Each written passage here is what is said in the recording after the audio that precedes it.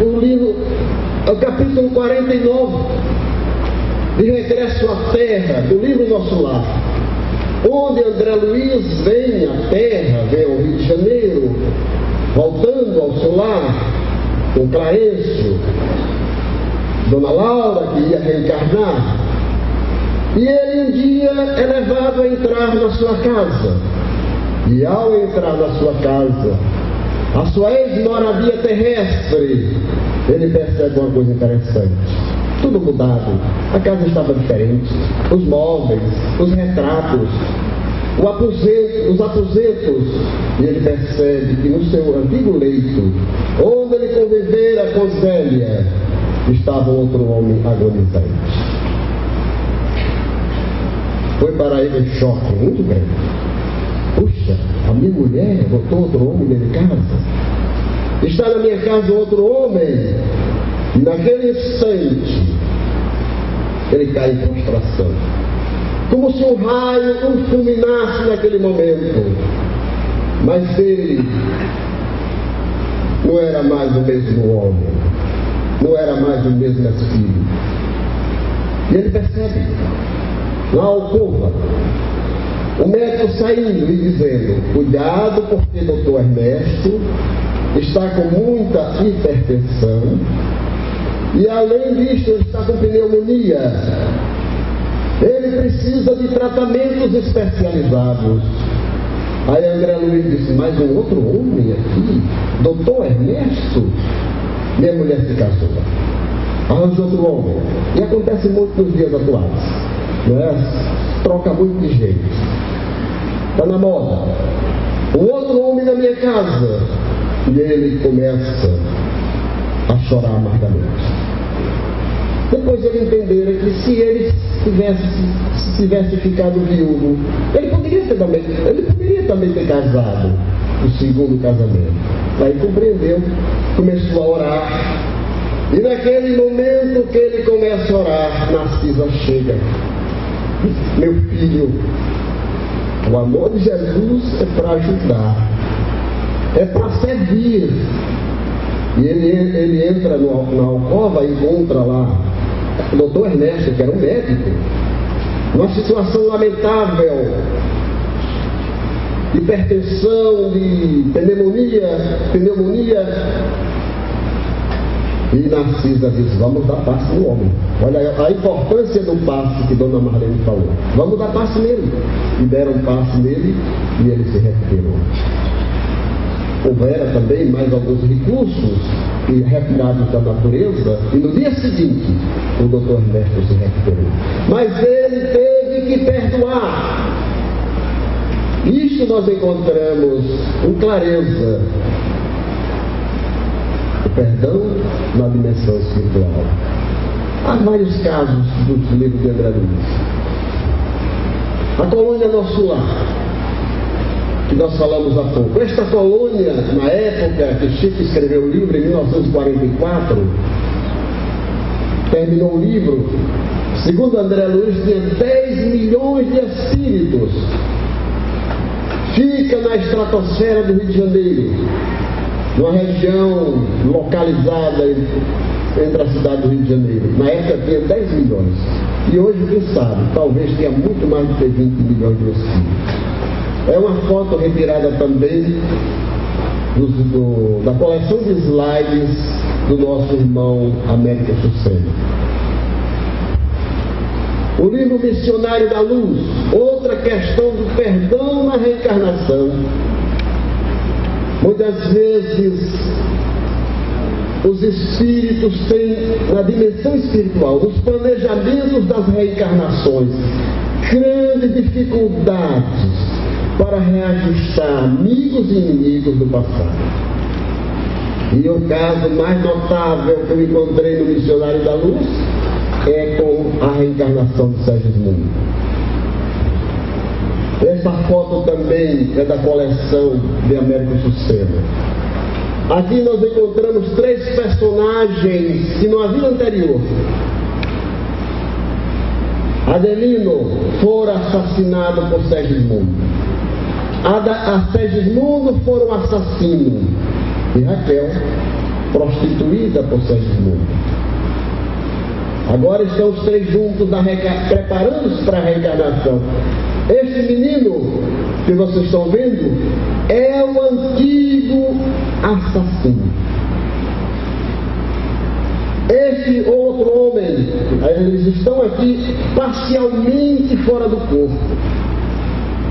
Esse é um caso típico de preparação espiritual de uma reencarnação, onde os pais são retirados do corpo para receber o futuro filho. Veja que tem uma linha, tem essas linhas que correspondem, essas linhas magnéticas, esses fios, são de espíritos ainda presos ao corpo, que foram retirados para o plano espiritual, para receber o seu futuro filho para o resgate. Mas para que o menino pudesse vir, teve que Adelino perdoar. Teve que Alexandre, o mentor espiritual, chamá-los ao plano espiritual. E ele, Adelino, que tinha um grande ódio, facilitar a reencarnação de Segismundo, seu antigo desafeto, agora ele voltaria como filho. Vejam vocês, por isso que na família nós temos dificuldades muitas vezes, precisamos estudar a reencarnação para desenvolver o conhecimento e saber amar a nossa família. Mahatma Gandhi. Gandhi foi um missionário de Jesus na Índia. Prometeu libertar a Índia com duas palavras: ahimsa, a satyagraha. Ahimsa é a não violência, amor. É a satyagraha, a verdade. E ele nos diz assim: nós não devemos ter a violência contra ninguém. Não devemos ter a violência contra os britânicos, a violência com instrumento cortante, que fere ou que mata. Não devemos usar as armas para matar os ingleses. Não devemos ter a violência da palavra, da fala, que fere. Não devemos ter a violência do pensamento, nem por pensamento devemos odiar os ingleses. Mas por último, não devemos ter a emoção. Que o coração que odia ou que odeia tem a emoção ruim. Mas o coração que ama e perdoa desenvolve sentimentos ruins. Gandhi nos fala, sintetizando na sua palavra: se o único homem atingir a mais alta expressão de amor, e nós podemos conseguir um dia, se o único homem atingir a mais alta expressão do amor, ele neutraliza o ódio de milhões. Estou encerrando. Jesus e Chico Xavier. Este é para nós o nosso mentor. É realmente o espírito do século XX e XXI, da nova era. Ele nos conta um caso de perdão e eu encerro com ele. Ele nos diz assim: estava na sessão mediúnica e um determinado homem chegou lá na sessão perguntando a Chico: como é que eu faço para desenvolver o perdão? Eu tenho dificuldade de desenvolver o perdão. Aí Chico entra em transe e Emmanuel, o seu guia espiritual, chega e diz assim: diga a ele que perdoe 7 vezes. E o homem diz ao Espírito Emmanuel manifestado que já tinha perdoado 7 vezes. Aí Emmanuel diz para ele: meu filho, perdoar 7 vezes é 70 vezes 7 vezes.